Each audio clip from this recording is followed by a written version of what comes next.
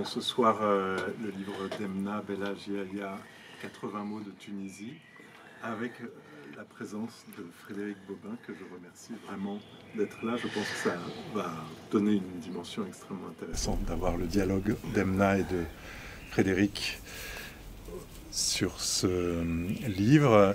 Voilà, Emna vient de me poser la question, pourquoi 80 ? C'est vrai que c'est une question finalement qui est posée à chaque rencontre autour de la collection, puisqu'il s'agit du 6e livre de la collection 80 mots du monde de l'Asiathèque, qui a 80 mots d'Afghanistan, 80 mots du Cambodge, 80 mots de Corée du Sud, 80 mots de l'Inde, 80 mots du Vietnam, et maintenant 80 mots de Tunisie. Nous aurons 80 mots du Maroc en avril, et d'autres sont en préparation. C'est vraiment une collection dont on peut tous être fiers.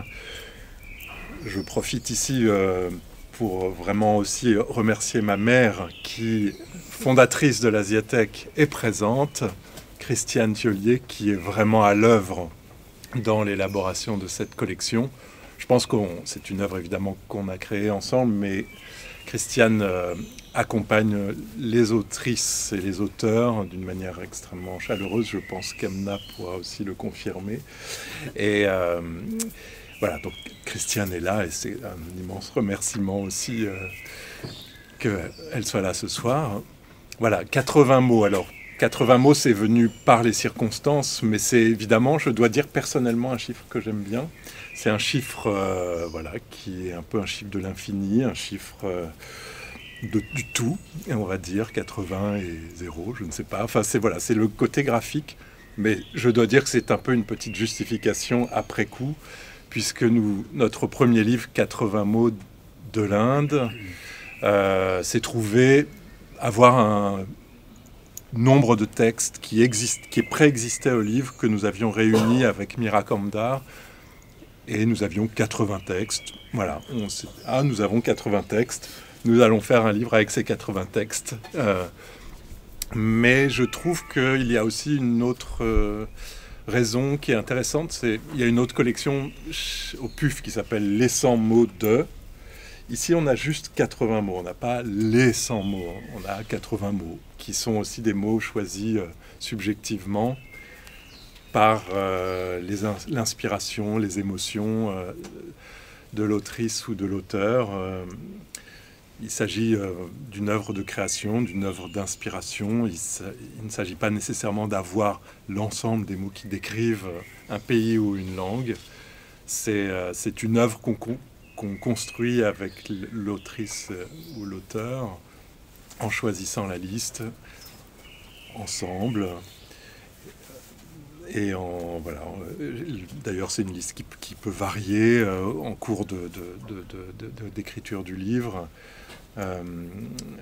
Et voilà, tout est lié à l'inspiration et à l'émotion, à la sensibilité pour raconter. Car chaque mot devient une histoire. Et le livre en lui-même aussi une grande histoire avec 80 mots. Merci. Et maintenant, je laisse vraiment la parole à Frédéric Bobin, journaliste au Monde et préfacier du livre. Voilà, qui est une histoire de communauté de rencontres en Tunisie et de nombreux échanges avec Emna. Merci de me faire l'honneur d'abord de m'avoir fait l'honneur de me demander de préfacer l'ouvrage. J'en étais très très heureux. Et puis de le présenter ce soir avec vous. Merci d'être présent. Je ne sais pas si vous avez tous eu à cette heure eu le temps de le lire, ou en tout cas ceux qui ne l'ont pas encore fait, j'espère que ça leur donnera l'envie de le lire. Alors, d'abord, mon rapport à cette aventure, il est assez simple finalement, parce que j'ai vécu en Tunisie de 2015 à 2019 en qualité de correspondant du journal Le Monde sur place. Et à cette occasion, j'ai donc fait la connaissance de Emna et j'ai été tout de suite touché et attiré par sa capacité à ce que j'appelle à un petit peu humer les failles du monde et à ausculter un petit peu les chuchotements, les frémissements qui traversent à la fois les êtres dans leur individualité, mais également dans leur rapport au monde. Voilà, donc Emna, avant de parler plus de l'œuvre d'Emna, je voudrais quand même la présenter un petit peu pour ceux qui ne la connaissent pas encore. C'est une des figures, à mes yeux, la plus attachante de la littérature tunisienne contemporaine, francophone. Elle est déjà l'autrice de 6 livres, 6 romans pour l'essentiel, encore que le titre Question à mon pays, paru en 2015, je crois, 2014, et une espèce de mélange d'essais et de récits subjectifs. Mais pour le reste, entre-temps, elle a écrit En pays assoiffé, qui est sorti il y a maintenant 2 ans, je crois, aux éditions des Femmes. Et puis donc cette année avec 80 mots de Tunisie. Emna, juste pour vous la présenter, elle est issue d'une famille de théologiens par sa mère, du côté de sa mère, de la bourgeoisie commerçante du côté de son père. Donc elle a fait des études de lettres et de philosophie à Paris, à la Sorbonne, en plein 68 parisien. Elle a donc vécu la fièvre du mai 68, voilà, qui l'a beaucoup marqué. Et ensuite, de retour à Tunis, elle a enseigné la philosophie au lycée Hasnadar, je crois, voilà, si je ne me trompe, qui est un des grands lycées tunisois. Et elle a prolongé un petit peu son engagement, en tout cas l'adhésion à un certain nombre de valeurs et de combats. Elle les a prolongés en Tunisie à travers un engagement féministe. Elle a également adhéré à la Ligue tunisienne des droits de l'homme pour ensuite progressivement se détacher un petit peu de la mouvance militante formelle et être plus dans l'introspection. Et d'où la genèse de son œuvre. Je disais tout à l'heure qu'elle était inimitable dans sa capacité à humer ou à ausculter les failles du monde. Et c'est vrai que tout ce qui est chuchotement, rumeur, frisson, chatoiement, ruissellement, tout ce qui est cette espèce de bruissement des sons et des images ne lui échappe pas. C'est-à-dire, elle est vraiment aux aguets, elle est comme embusquée pour capter ces bruits du monde, ou ces couleurs du monde. Donc de ce point de vue, c'est une romancière de l'intime. Je pense que le mot intime est très important dans son œuvre. Mais c'est dans le même temps une romancière très politique, je trouve, même si elle ne sera peut-être pas complètement d'accord avec ce terme, mais parce que, en fait, à travers cette subjectivité qu'elle décortique, évidemment qu'il y a des questions très politiques qui se posent très rapidement. Voilà.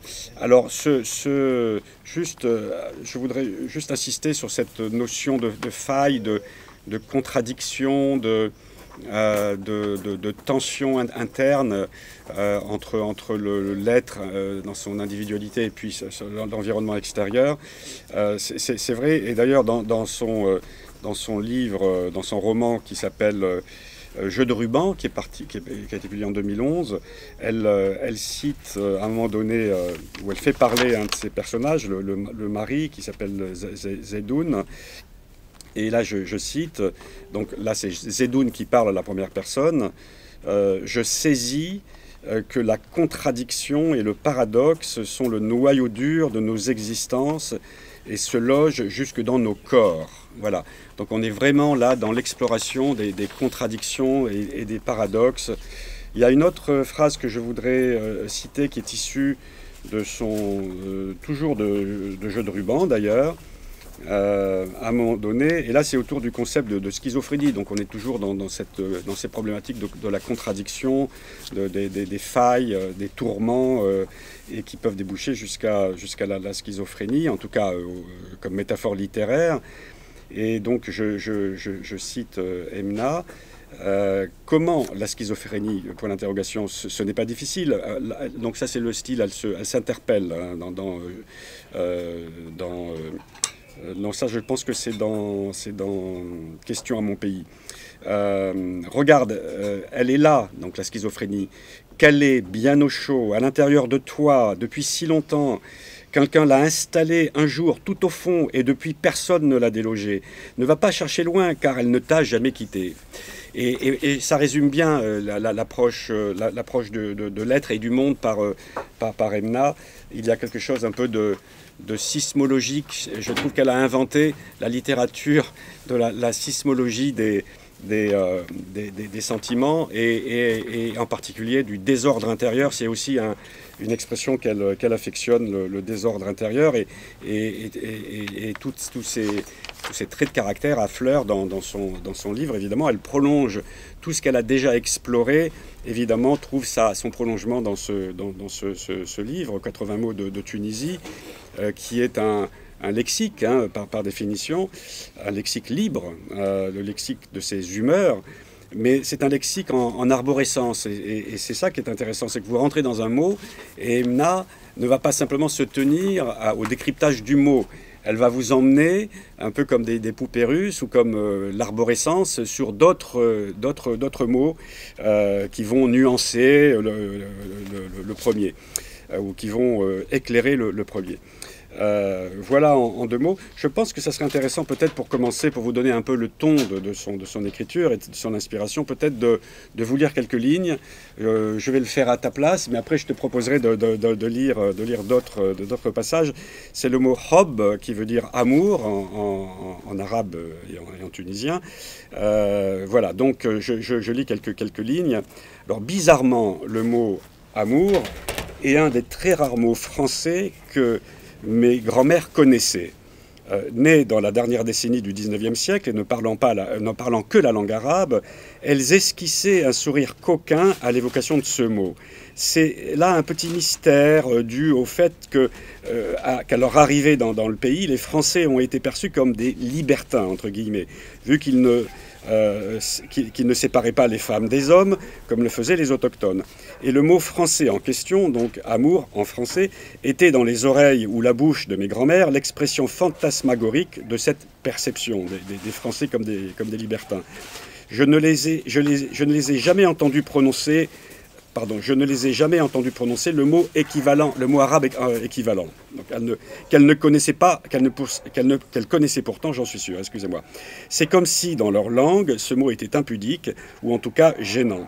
Peut-être les faisait-il frissonner quand elles y pensaient en silence, ou bien chuchoter et rire quand elles étaient entre elles, peut-être. Voilà. Et c'est vraiment comme ça que Emna rentre dans chaque mot. C'est l'ouverture sur des souvenirs d'enfance, évidemment, et puis ensuite le prolongement dans le rapport à l'environnement, le rapport aux pesanteurs sociales, aux faux semblants collectifs que Emna passe son temps à fustiger sous sa plume. Et il y a... il y a un petit côté proustien, évidemment, parce que on pense toujours à la Madeleine de Proust, lorsque Emna, dans un passage sur les odeurs, évoque les souvenirs de la mloukhlia, ce plat tunisien traditionnel. Il y a aussi un peu du Max Weber ou du Émile Durkheim. Il y a un mélange de Proust et de Durkheim. Il y a un mélange de romancier de l'intime et de sociologue. C'est un peu au croisement de ces deux approches que Emna trouve son inspiration. Voilà, je vais arrêter pour maintenant et je vais passer la parole à Emna et peut-être comme première question lui demander, lorsque Christiane et Philippe Thiollier lui ont proposé ce projet d'écrire ce lexique de 80 mots de Tunisie, pourquoi as-tu tout de suite accepté? Tu n'as pas l'air d'avoir longtemps hésité, si je ne me trompe. Tu as tout de suite compris qu'il y avait quelque chose d'intéressant dans ce projet et j'aimerais bien comprendre pourquoi. Voilà. Merci à toi Frédéric. Tu as tout dit, il ne me reste plus grand-chose à rajouter. En tout cas, merci à la librairie Tropique de nous accueillir là en signature et de me permettre de vous retrouver, de retrouver les lecteurs, des visages amis et d'autres amis aussi. Je suis contente là de me retrouver avec vous et je vais essayer de répondre à ta question. Pourquoi est-ce que j'ai répondu oui très vite?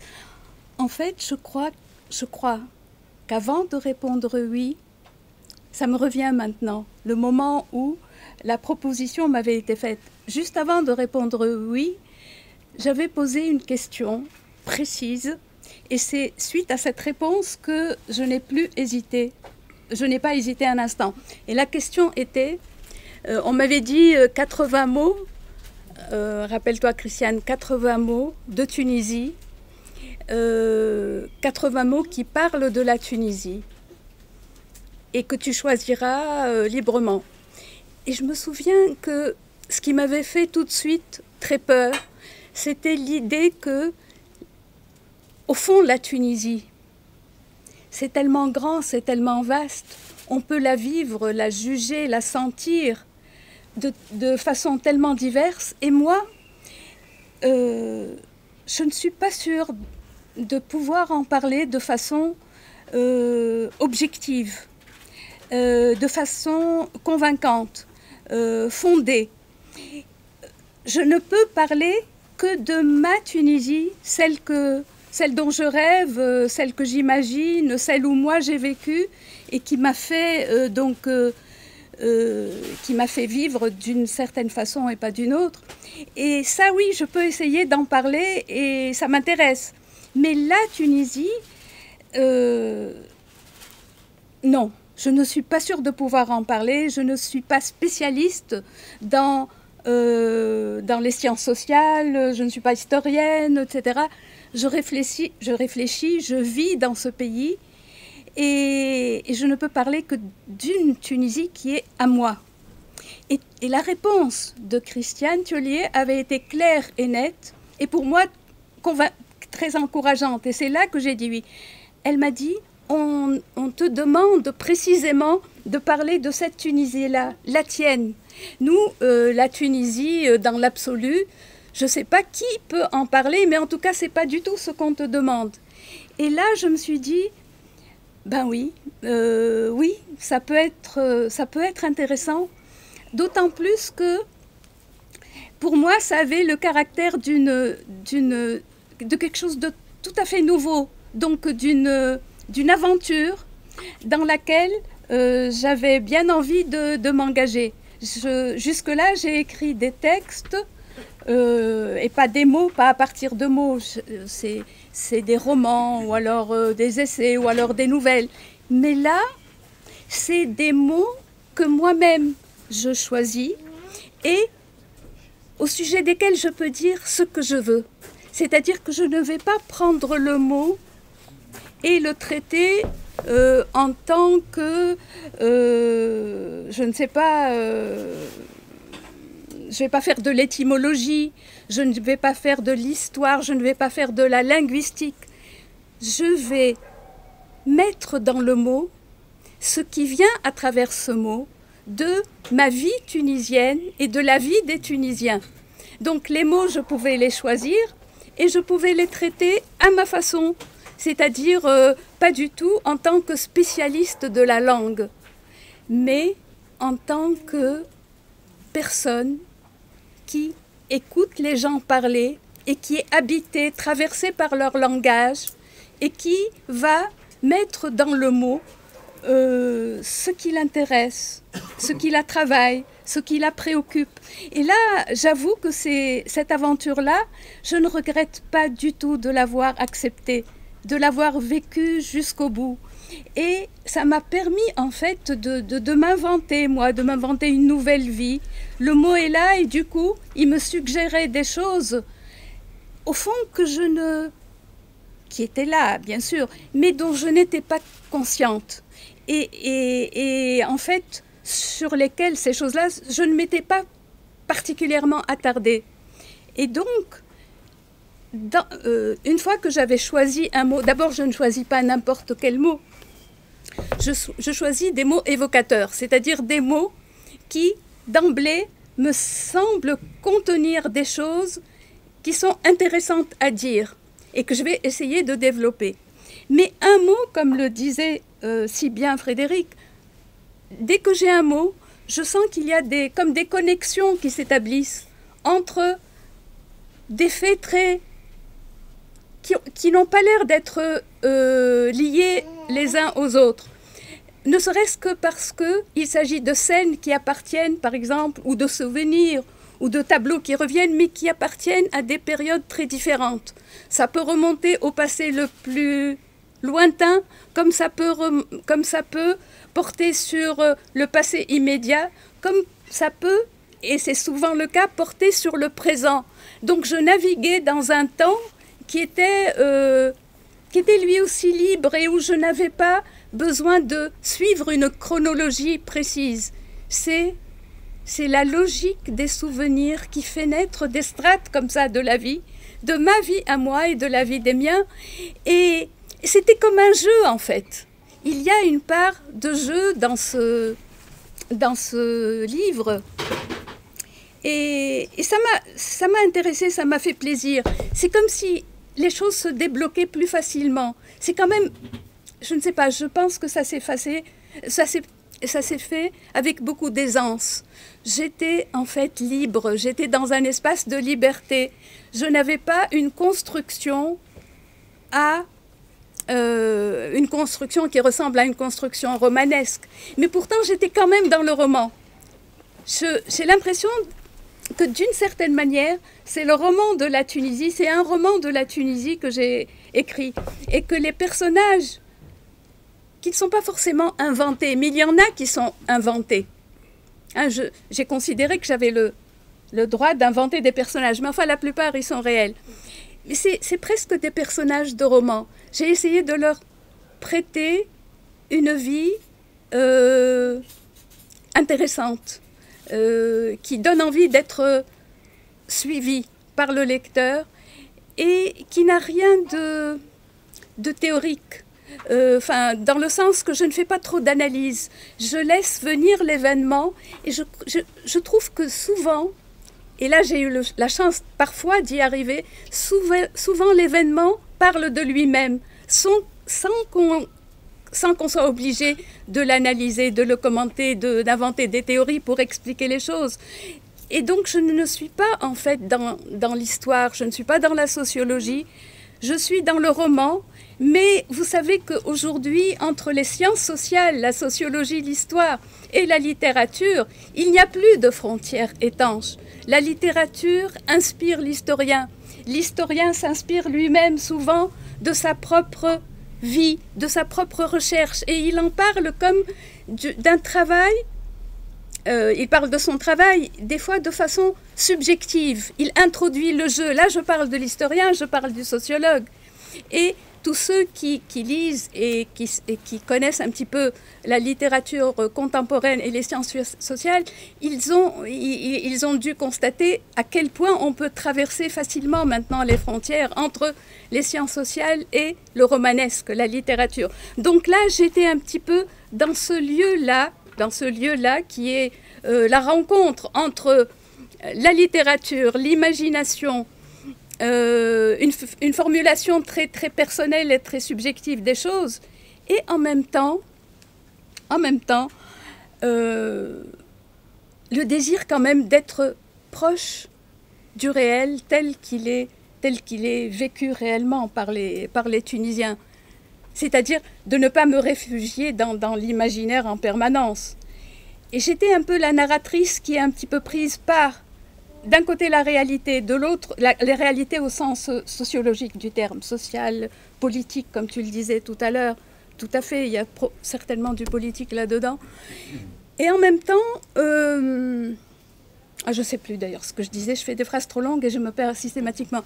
Mais j'étais contente dans cette aventure parce que pour la première fois, la langue arabe est présente. Et ça, c'est quand même une expérience très nouvelle pour moi. Donc je me suis retrouvée dans un espace linguistique où le français et l'arabe se rejoignent.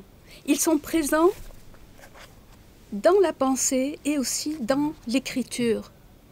Et jusque-là, je ne me suis jamais retrouvée dans cet espace-là. Pourtant, c'est l'espace dans lequel je vis. Je vis dans ce mélange entre l'arabe et le français. Mais quand j'écris jusque-là, tout ce que les petites choses que j'ai écrites, eh c'était que du français. Exceptionnellement, je ne sais pas moi, sur une centaine de pages, on peut trouver parfois un mot en arabe comme ça, écrit en italique. Mais là, on me demandait, c'était vraiment l'accord conclu entre l'éditeur et moi, n'est-ce pas Christiane? On me demandait qu'il y ait des mots en arabe. Les mots en arabe qui sont des mots de vie, des mots... les mots de la vie tunisienne, l'arabe tunisien, et non pas l'arabe écrit, l'arabe littéraire. Ça aussi, c'était vraiment intéressant. Et là, c'est quelque chose de très original, de très particulier. Quand j'ai relu quelques-uns de mes textes, je me suis dit, mais c'est quand même ce va-et-vient entre deux langues. C'est la première fois que moi, je m'inscris là-dedans. Et j'ai comme l'impression que ça a été enrichissant et que ça a facilité les choses pour moi. C'est un sentiment que j'ai, peut-être un petit peu confus, mais en tout cas c'est très particulier, je vous assure, d'écrire en présence de deux langues qui sont pour moi réellement aussi essentielles l'une que l'autre et qui m'appartiennent toutes les deux avec la même force, peut-être pas de la même façon, mais avec la même intensité, et auxquelles non seulement elles m'appartiennent, mais moi-même j'appartiens à ces deux langues. Je suis tout le temps, je dis pas que je suis tiraillée, je vis ça plutôt de façon normale, comme on dit. Et alors là, je suis tombée sur des mots qui sont des mots français qui sont devenus de l'arabe tunisien. Et je crois que la plupart du temps, j'essayais de dire tiens, pourquoi le mot hub n'existe pas en arabe et pourquoi mes grands-mères qui sont unilingues d'arabe et qui sont nées à la fin du 19e siècle, le mot amour, elles le connaissaient, je suis sûre qu'elles le connaissaient et ça les faisait rire. Et comment est-ce qu'il y a des mots comme ça qui passent du français vers l'arabe? Voilà. Et il faut m'arrêter quand voilà. Donc en fait, on a déclenché un processus. Donc le prochain livre sera écrit en arabe alors. Hein, ouais. Oui, bonne idée. Voilà, en derja, en arabe tunisien. En derja, voilà. Voilà. Bon, bah, écoutez, voilà. Non. Alors, est-ce qu'il y a par exemple un mot sur lequel tu as, alors c'est une question un peu bateau, mais est-ce que tu as buté particulièrement, ou tu as peiné, est-ce que ça a été, tu as évoqué l'aisance avec laquelle les choses se sont produites, mais est-ce que ça a été le cas pour tous les mots? Est-ce qu'il y a soit des mots que tu avais initialement choisis, que tu as abandonnés en cours de route parce que tu n'y arrivais pas, ou alors certains où tu as un peu peiné et ça a dû te demander plus de travail que d'autres? Non, ça a été facile à 100%. Facile à 100%, c'est trop dire.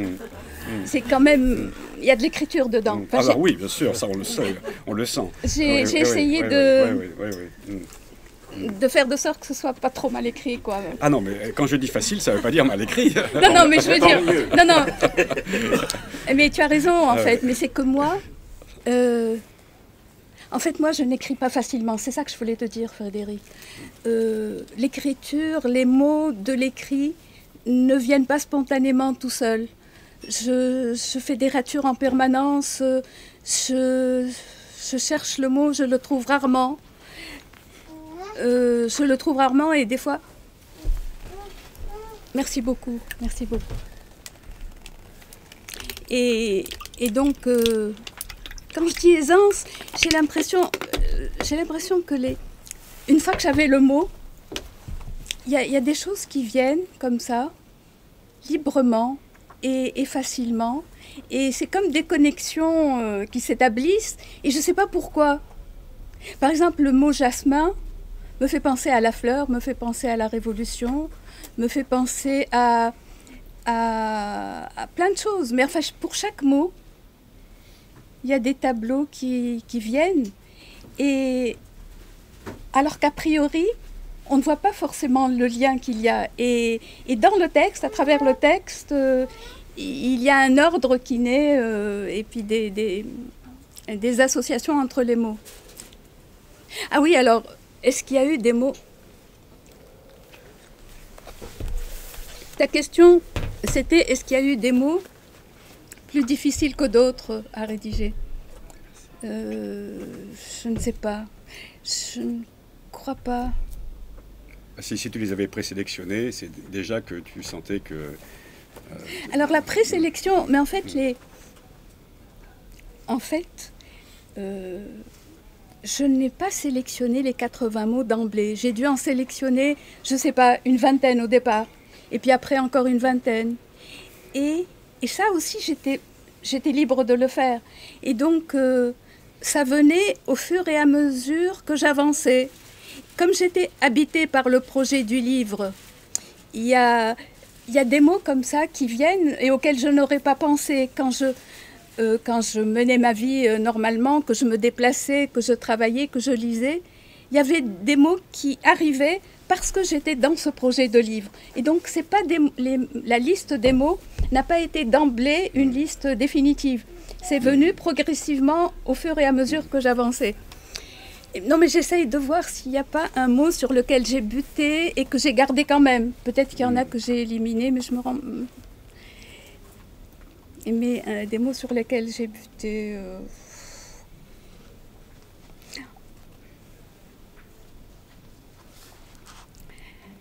Non, il y avait des mots comme ça. Prière. Moi, je ne fais pas de prière. Et pourtant, voilà, j'ai essayé de garder des mots qui ne me ressemblent pas forcément, mais qui éveillent en moi des choses que je n'ai pas forcément écrites jusque-là. Là, je pense à la prière de ma mère, moi qui suis ailleurs, je ne suis pas dans le religieux. Mais je ne sais pas.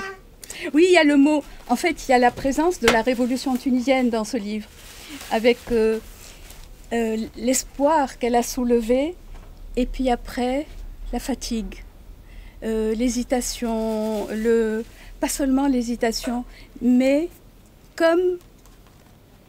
c'était comme si on renonçait à un rêve, c'était comme si on se rendait compte que finalement, c'est trop compliqué et on n'y arrivera pas.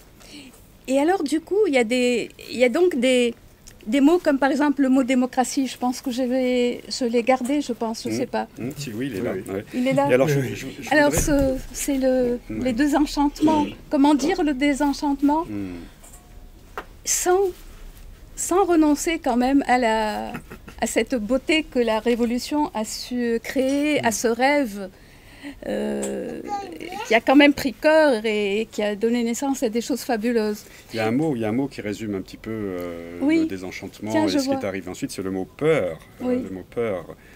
Est-ce que tu pourrais expliquer un petit peu ce mot dans ces deux dimensions, l'évaporation de la peur en 2011 et puis le retour de la peur maintenant? Alors je te propose de le... Oui, je peux le lire. Hein. Non, il vaut mieux que ce soit toi qui le lises. Il vaut mieux que ce soit lu par ta voix. Oui. Oui. Alors, Khaouf, peur. Un fardeau pesant dont on a cru s'être débarrassé un jour. C'était au début de 2011. Ce jour-là, dans un monde qui semblait installé dans le silence, il y eut soudain des voix juvéniles puissantes qui se sont élevées vers le ciel comme un chant inouï, de plus en plus ample, et qui ont proclamé « Les Khaoufa ba'da al-yawm » plus jamais peur. Le pays s'est fait l'écho de cette déclaration solennelle. Rares ceux qui ne se sont pas vus en train de pénétrer dans une nouvelle ambiance, une nouvelle ère, carrément. L'ambiance, Al-Jaou, c'est important, c'est palpable. C'est l'air qu'on respire, le niveau de contrôle qu'on exerce sur ses mots et gestes, l'appréhension qu'on a ou n'a pas vis-à-vis de ce qui advient et vis-à-vis des autres.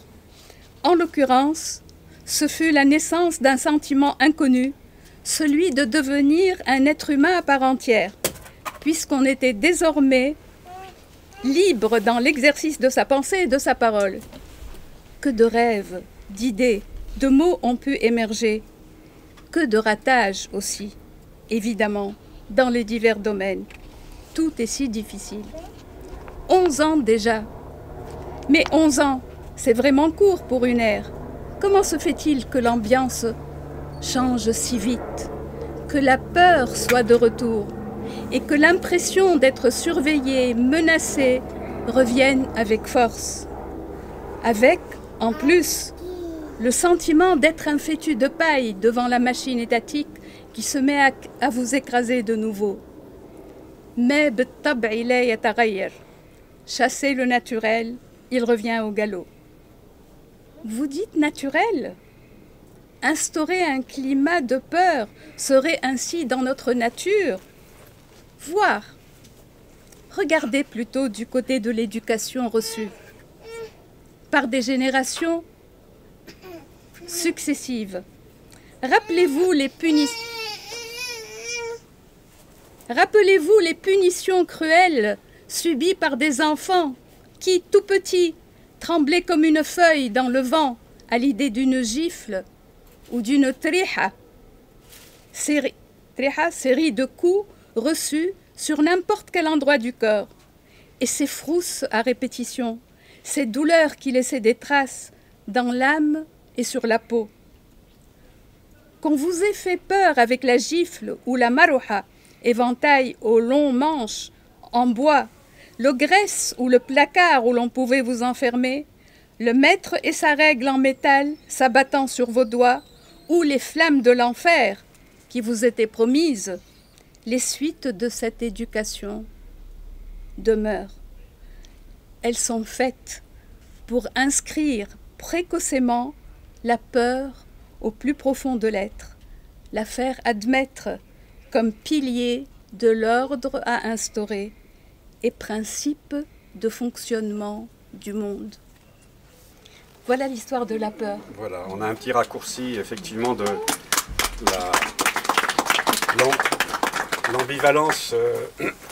l'ambivalence, et c'est un mot vraiment, je parlais tout à l'heure de faille ou de contradiction, de tension,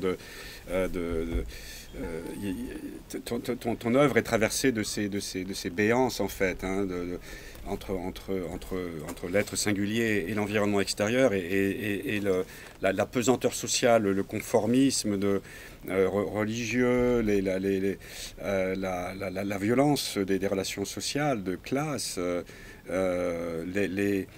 la peur inspirée par le retour, à un moment donné, ça s'est peut-être un petit peu calmé, on pourra en parler, mais de la menace islamiste qui avait fait un petit peu son lit après la Révolution. Tout ça tisse une espèce d'environnement un peu oppressant que l'être individuel auquel il est aux prises en permanence. Et c'est quelque chose qui traverse ton œuvre. Il y a aussi un autre mot qui illustre cette ambiguïté, c'est le mot odeur,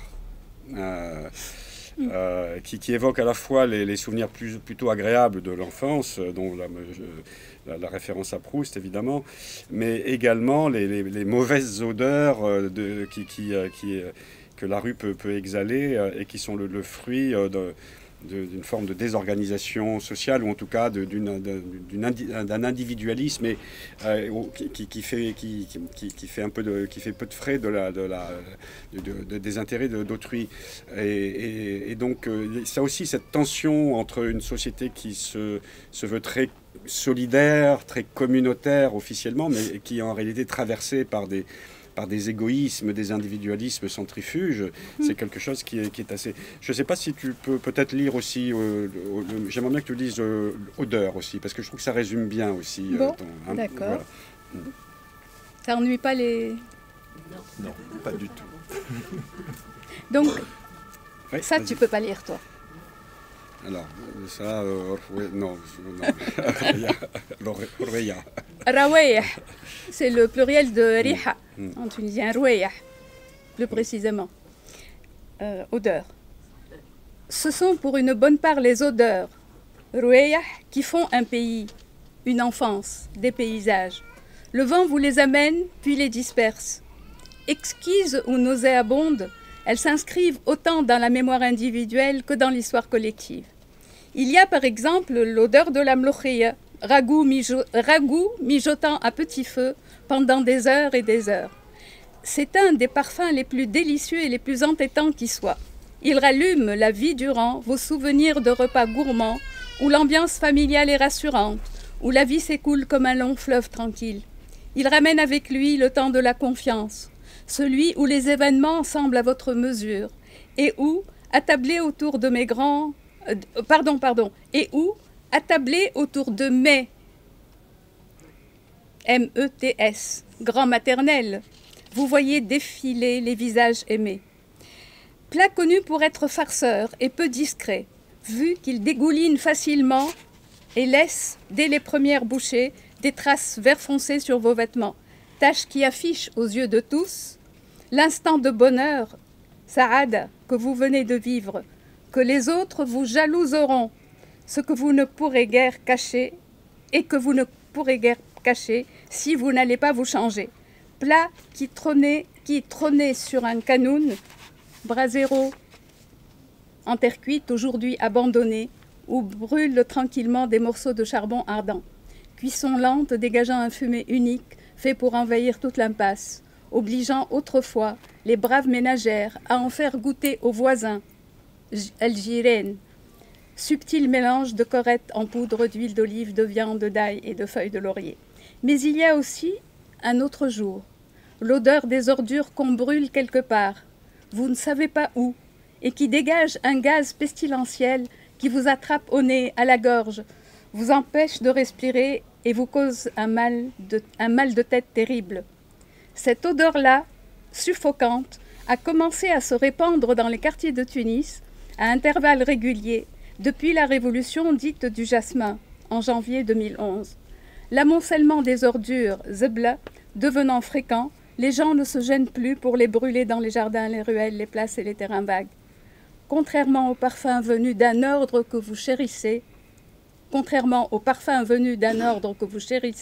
cette puanteur-là vient d'un bouleversement de l'ordre de la cité qui tarde à se stabiliser. Vous réalisez alors à quel point votre vie dépend des autres, à quel point ceux-ci peuvent être indifférents à votre santé, à votre confort, et vous prenez la mesure de votre impuissance. Voilà. Voilà, donc... Alors, je voulais juste dire un mot, juste un tout petit. Oui. Oui, voilà. Il y a un, comment on appelle ça, un texte qui s'appelle Cheikh Taïba, Bon appétit. J'aurais voulu, ça m'aurait amusé de vous le lire, parce que nous sommes au mois de Ramadan. Eh bien oui, bien sûr. Oui. Et ce mot, c'est un mot très particulier, enfin, très bizarre, qui dit la bizarrerie de la Tunisie. Et pourtant, Cheikh Taïba, ça veut dire bon appétit. Et il y a un autre texte, je ne sais pas, l'un des deux, on va lire, le texte qui s'appelle Juifs et musulmans. Oui, d'accord. Que je peux lire. C'est soit l'un, soit l'autre, parce qu'après, on ne peut pas... Soit Cheikh Taïba, parce que c'est un mot assez comique, mine de rien. Et il dit tous les paradoxes, finalement. Ou alors Juifs et musulmans. Mais de toute façon, si vous achetez le livre, vous pourrez lire le reste tout seul. Alors, le mois de Ramadan, c'est un mois par an, un mois de jeûne, où les musulmans arrêtent de manger, je ne sais pas, on va dire à 5 heures du matin, et puis c'est au crépuscule qu'ils rompent le jeûne. Et pourtant, il y a quelque chose de très étonnant. Alors, Cheikh Taïba, ça veut dire bon appétit. Je crois que ça va vous amuser. L'expression Cheikh Taïba, bon appétit, refait régulièrement surface durant le mois de Ramadan, c'est-à-dire maintenant.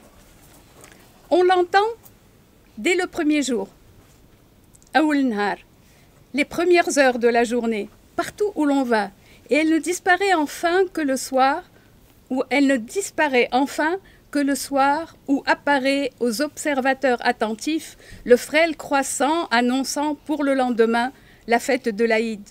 Elle devient une sorte de locution universelle, faite pour vous rappeler, dès le réveil et à chaque instant, que les tables de l'iftar, ça veut dire la rupture du jeûne, qui ne seront dressées qu'au crépuscule, seront bien garnies, que les dépenses en nourriture seront les plus élevées de l'année, que les plats seront délicieux et que toutes les gâteries seront au rendez-vous. Elle associe ainsi sans arrêt le jeûne, Asiem, au festin en perspective. Et chacun est là pour vous la servir ad nauseam. J'ai encore du mal à y croire, mais même le message contenant le résultat de mes analyses envoyées hier par le laboratoire se terminait par « Cheikh Taïb ». Si cette expression a tout envahi, c'est parce que la multitude l'a adoptée très vite et en a fait en un tournement un sésame, un rêve de plaisir alimentaire très proche. Quelques années avant, elle n'existait quasiment pas. Qu'une expression surgisse ainsi, sans racine culturelle évidente, qu'elle ait autant de succès et s'incruste aussi rapidement, n'a en soi rien d'alarmant ni d'exceptionnel. Cela arrive si souvent dans toutes les langues. Mais que, chargée de gourmandise, effleurant bon les mets savoureux, elle puisse occuper une telle place dans l'esprit et le langage des gens durant le mois où on est censé se débarrasser de toute voracité, voilà qui est étrange. Et voilà qui installe de façon invisible les jeûneurs dans un paradoxe qui semble ne gêner personne. Perversion du sens? Voire, disons plutôt, privation, disons plutôt que toute privation acceptée n'est peut-être au fond qu'un relâchement festif reporté à plus tard. Un plaisir programmé pour bientôt, c'est-à-dire dès que l'assouvissement du désir sera permis et que les choses se remettront en ordre, l'ordre de la consommation.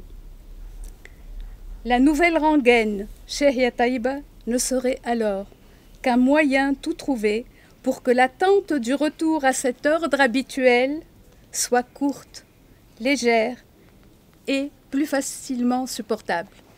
Voilà.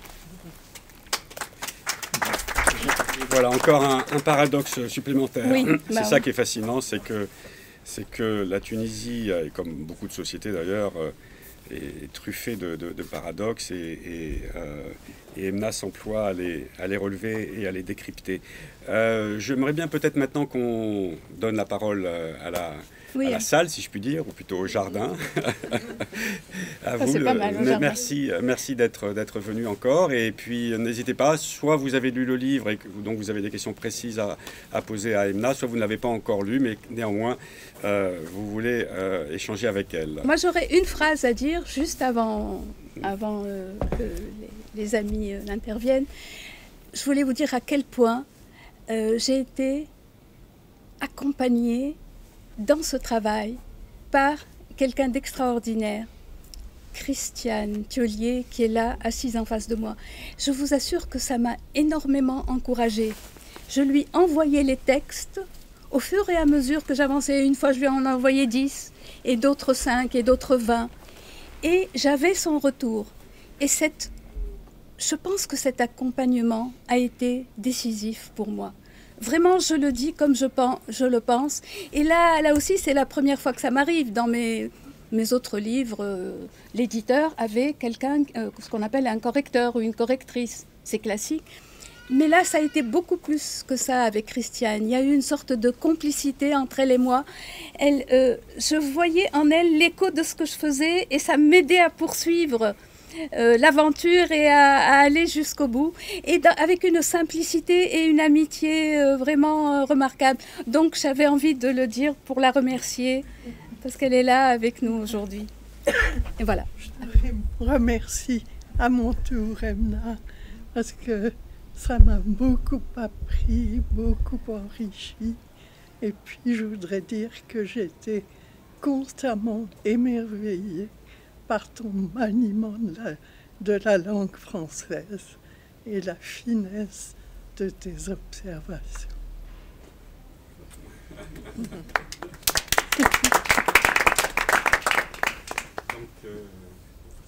Oui, alors merci Emna. Moi je ne l'ai pas lu ton livre, mais je vais l'acheter, hein. Je vais me précipiter. J'avais envie de te dire quelque chose par rapport à Cheikh Taïba. Bon appétit au mois de Ramadan. Tu l'as dit d'ailleurs, c'est une expression qui est apparue au fur et à mesure.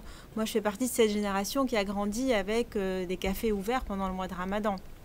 On allait manger, les gens fumaient dans la rue. Bon, c'était à l'époque des années 70-80. Et aujourd'hui, moi, je le ressens comme une agression, en fait, Chéria Taïba. C'est comme si on te disait, tu vas bien jeûner, hein, tu jeûnes bien, hein. C'est comme ça que je le sens, tu vois. Tu parles du plaisir, etc., qu'on te laisse imaginer, mais moi, je le sens comme t'es bien sûr que t'es comme moi, quoi. Tu vois ce que je veux dire? C'est encore une autre dimension depuis la bigoterie ambiante en Tunisie. Et puis juste une chose sur l'amour et le hub. Je crois qu'il y a des mots comme ça, puisque je pense que toutes les deux on est un peu dans le même environnement linguistique. Il y a des mots qui paraissent plus faciles à dire en français qu'en arabe. Ou en tout cas, même s'ils sont totalement synonymes, ils sont plus adaptés dans certaines situations que dans d'autres. Nhabbek, par exemple, dans un couple, on va dire, bilingue, Nhabbek, je crois que c'est plus facile à dire pour un homme que « je t'aime ». Ce serait trop s'engager en disant « je t'aime ». Nhabbek, c'est bon, Nhabbek. Tu vois ce que je veux dire? C'est une différence entre le hub ou le mhabba. Oui, peut-être ça s'explique un peu. Oui, c'est ça. Waouh, on bascule déjà dans l'engagement, dans tu vois, les relations amoureuses. Hein. Complètement, oui. Et puis pareil pour les gros mots.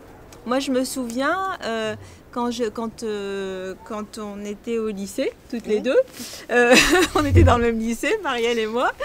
On disait pas c'est pas grave, je peux dire des gros mots en arabe ou pas? Oui, je peux. Ok. On disait pas qahba. On disait oh, il m'a dit pute en arabe. C'est vrai. C'est marrant, hein? Parce que le mot en arabe, un gros mot en arabe, c'est vraiment bon, c'est le gros truc là, c'est la grosse insulte. Mais si tu le dis en français, c'est radouci. Ouais. Donc c'est un peu l'inverse par rapport à amour. Voilà, par rapport à amour, tout à fait. Ouais.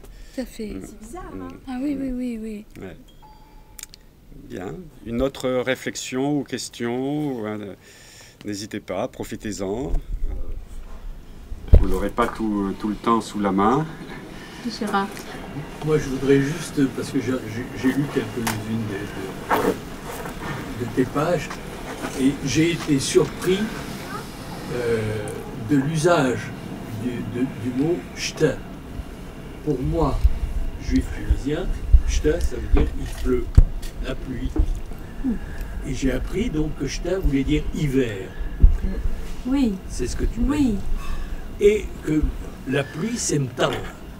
Et je me souviens, moi, que le mot « mtar », donc pluie, je l'ai appris qu'à l'école avec mes amis tunisiens, musulmans. D'accord. C'est étrange. Et donc je me suis dit qu'il y avait parmi les mots que tu as pu choisir, il y avait une dimension, puisque tu en parles, juif et arabe, dans lequel le tunisien juif a un sens un petit peu différent du tunisien musulman.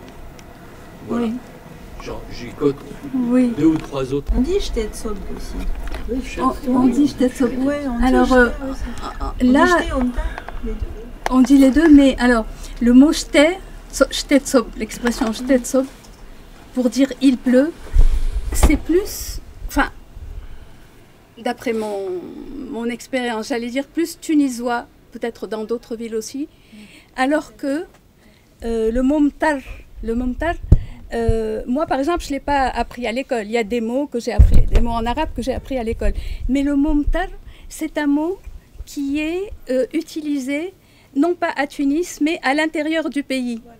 Tu confirmes, Fatma? Ah oui, complètement. Mais à Tunis, donc, le juif tunisien, il peut connaître les deux et en fonction des personnes qu'il fréquente ou de ce qui se dit dans sa famille, c'est soit mtar, et soit j'étais, et j'étais, c'est normalement, dans l'arabe littéraire, c'est l'hiver. Et moi, je fais un petit jeu de mots, je dis, quand on dit Shtetzop, c'est comme si on disait l'hiver se déverse.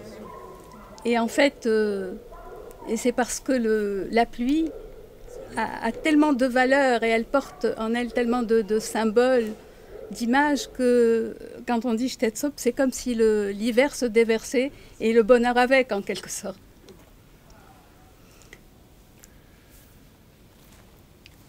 N'hésitez pas, si vous avez des commentaires, S'il n'y a pas d'autres questions, on va peut-être passer à la conclusion.